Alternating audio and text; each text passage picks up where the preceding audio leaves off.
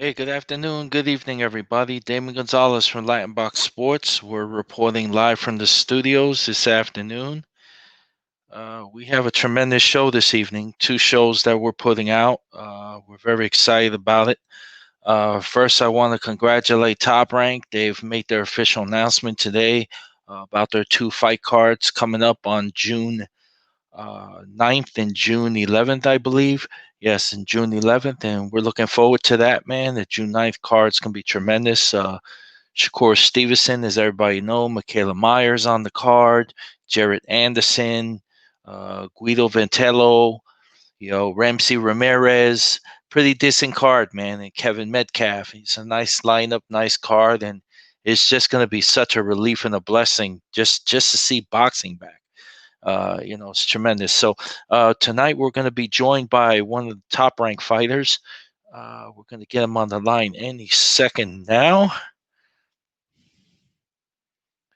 And again, thank you very much for you guys for tuning in our show and being a part of the Slip Punches show. And of course, us continuing to keep the message out in sports and in boxing and reaching out to everybody. Let's see here.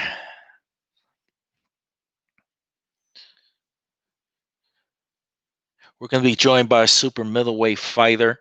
He's a WBO, NABO champion at the moment.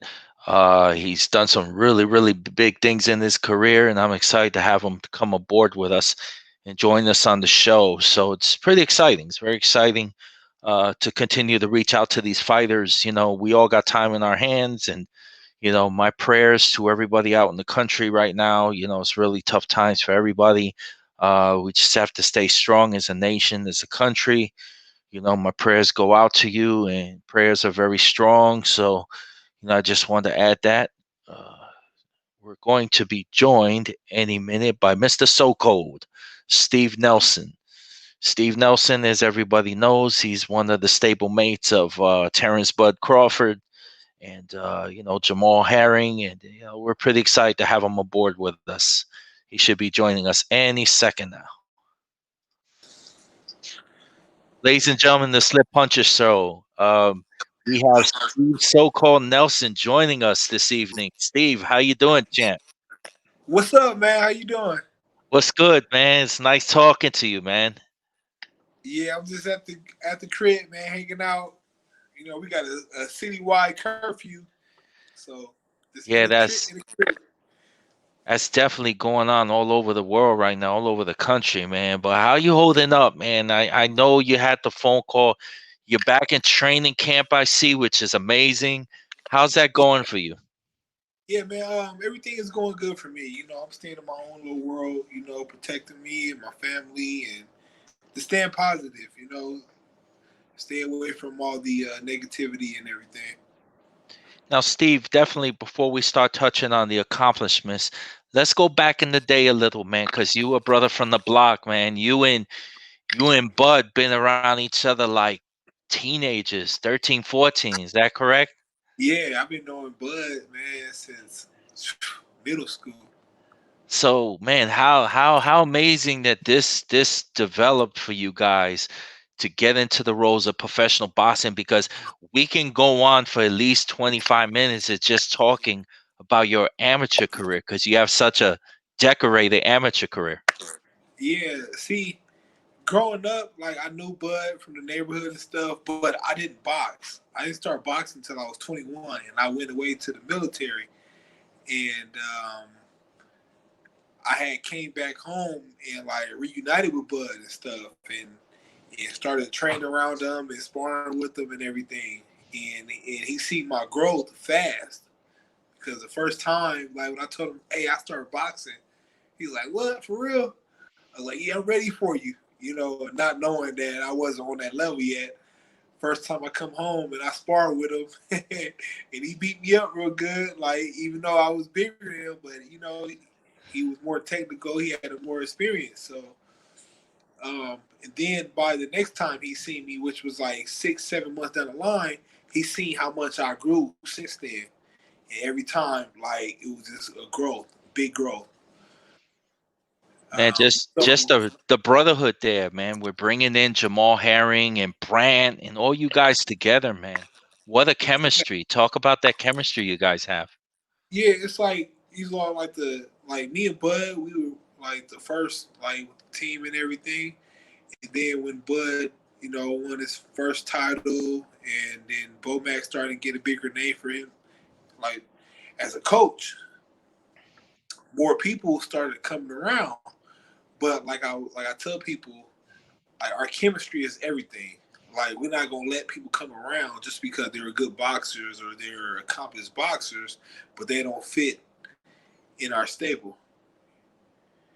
So Jamel and Rob Brand and Maurice Hooker, like they all fit in. Like everybody have their place and everybody fit and everybody correspond. And everybody get along well. Now you look back and you got the phone call and Bomac got the call and you knew that you would position yourself to fight for that NABO WBO belt. And you were in camp 6 weeks. And then you got Yeah. the call that the fight was canceled. Man, how hard is that on you and what'd you go through at Well, that time? well, I didn't get the call that the fight was canceled. Me and Robert Brandt and everybody, we were in camp, and Robert Brandt got hurt. And about 2 days afterwards, Bomac came to me and was like, "Hey, Rob, he's out for his fight. So instead of them put somebody else in that place, I can call Top Rank and tell them to put you there. Being a good manager and a good coach that Bomac is, I trusted him. I was like, Damn right. Yeah. what? Heck yeah! Like I'm going from an undercard fight to a co-main event televised. I'm like, hell yeah, go ahead. I mean, I don't care how. I stay in camp for another 4 weeks and ain't nothing. We've been doing this forever. So he was like, all right. Within like a couple hours, I left the gym. He was like, all right, man. And this is a week before I was supposed to fight in December. This was like first week of December, and this was our last sparring session. And he called me. He said, "Hey, man, you can go ahead and eat now because I started to cut weight." He's like, "Hey, man, you go ahead and eat now because Top Rank said, yeah, it's a go." I said, "Man, you sure, man? I don't want to go out here and put all this water back in and all this food, and then I have to cut weight still." He's like, "No, man, trust me, it's in there." I was like, "All right." So I focused on January 11th instead of December. I think it was December 14th, or yeah, I think it was December 14th was the original date. Steve, So I just it was a uh, blessing, guys. Like for Rob, it was messed up that he got injured, but it was a blessing for me. and definitely you seized the moment. There was no question about it, man. What went through your head putting that strap because of course it was just the beginning, the best to yet to come. I mean, honestly, I can say I was super happy, but it was just another step for me, another step that I already knew that I was capable or I was ready for. You know, like it's like when you're aiming for a master's degree. Getting your bachelor's is like, oh yeah, okay, I got my bachelor's, but you know that you got another staircase to climb. So it's like, okay, it's one more step knocked down. I was happy, I was proud of myself, but I knew what I was capable of, and I know that I belong at the top, not just at this one part of block. Like I'm supposed to be up there, way top. So it's just like another step, and I'm waiting to get that world title call now. Now, when that happens, it's a whole nother excitement. Steve, man, I had that opportunity working with my brother Mikey Williams from Top Rank. We were shooting Yeah, photography in Florida, and you were fighting on that card. And let me tell you, you a kid that you like to throw joints. You love to throw your hands. And yeah, what I saw in that fight, you didn't do too much boxing, but you brawled really well. Talk yeah, about that, man. You can get it on. yeah. Well, I like to show people that um, I am diverse when it comes to boxing. People are like, oh man, he's a banker or this and that, but I got speed. I can box. I'm smart in the ring. I can move around. So I wanted to show a different part of So Cold. Because and I have a mind frame where it's like, hey, if I do something and he don't adjust to it, I'm gonna keep doing it. I'm gonna make my job easy. So I have a lot of tools in my toolbox. But if the job requires a screwdriver, I'm not going to pull out the hammer. I'm not going to pull out every tool that I need. I mean that I have.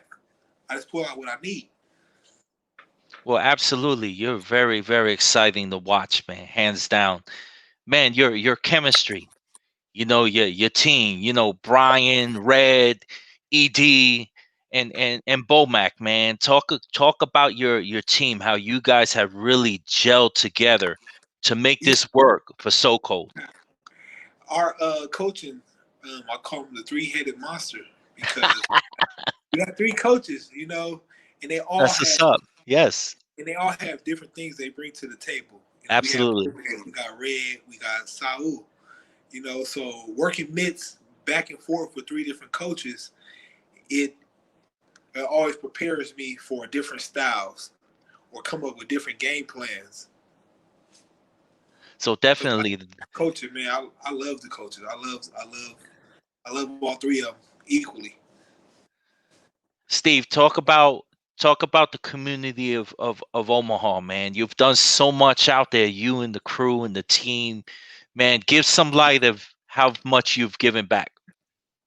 Man, like in Omaha, like our boxing community is growing a lot, but like Bud was one of the first to break out, and then me right behind him. But it's crazy seeing the process. Like before Bud was even like who everybody know him as today, we were going to old hole in wall gyms and stuff, and we always talked about our dreams and say, hey, this is gonna be this. In a couple years, you're gonna be champion. I'm gonna come from the amateurs and I'm gonna be a champion too. And it's dope to see everything growing and everything happening how we dreamt about it. Everything is coming too. So like in Omaha, we get a lot of love and support because we're the first of this breed of boxing. Come out of Omaha or any type of stars come out of Omaha. There's there's pretty much none. We have a couple people that are from Omaha, but we are here though. We're here in Omaha, Let and me, people uh support us and love us. you and brother Herring being veterans, man. Thank you so much for serving our country, man. The United States, man. Bless you guys for all the sacrifice and hard work that you've done. You guys are like the Avengers down there, man. I'm telling you, because nobody overshadows nobody. Everybody has a different destiny and leadership. And that's Yeah, what you all been showing to the plate. You're all leaders and showing this boxing world what you're doing. exactly. Yeah, So like so tell me, man, give a big shout out to all your fans because you got so much people that love you guys and support you, Nelson, and it's awesome that you take this moment and just reach out to your fans and tell them how you feel. yeah, man. I'm very humble and I'm very excited to have the people behind us because without them, we are nobody. Because the fans are the ones who buying the tickets, who's buying our shirts, who's rooting for us, is pushing us to be the best that we can be. So I always appreciate everybody that follow us and everybody that support us. The fans around Omaha, around the world, around the nation, everything.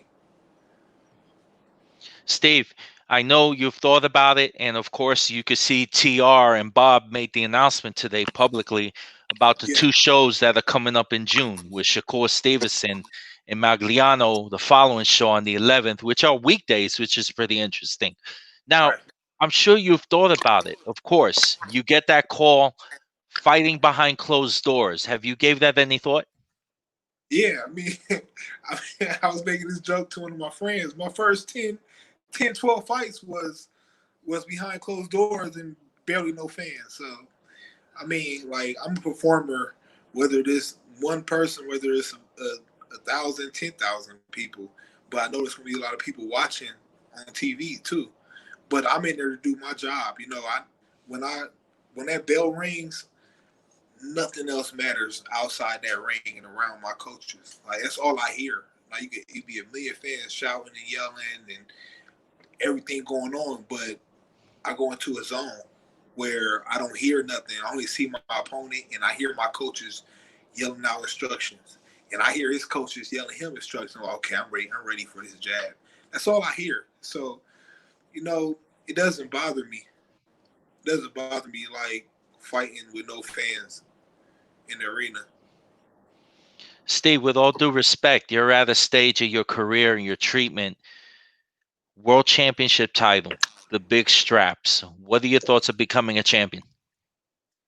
I'm just waiting. I'm waiting for the day where I get that call where it's like, hey, it's go time. You know, whether it's for WBO, WBC, IBF, whatever.